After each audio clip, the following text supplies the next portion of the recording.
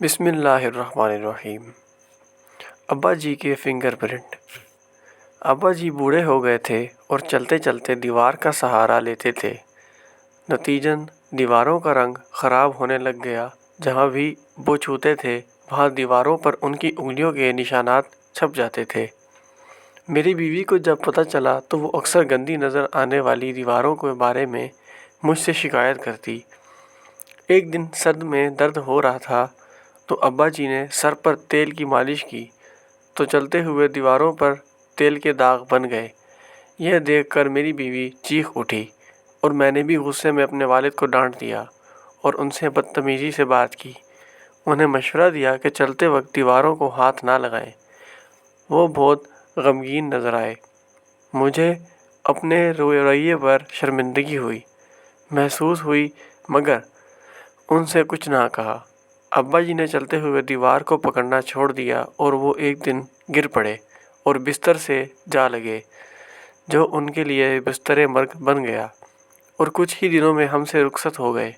میں نے اپنے دل میں احساس جرم محسوس کیا اور میں ان کے تاثرات کو کبھی فراموش نہیں کر سکتا تھا اور اس کے فوراً بعد اپنے آپ کو ان کی موت کے لیے خود کو معاف نہیں کر پاتا ہوں۔ کچھ دیر بعد ہم اپنے گھر کو پینٹ کروانا چاہتے تھے۔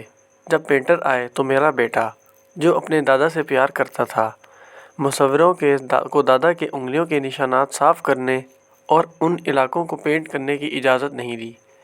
پینٹر بہت اچھے اور جدت پسند تھے۔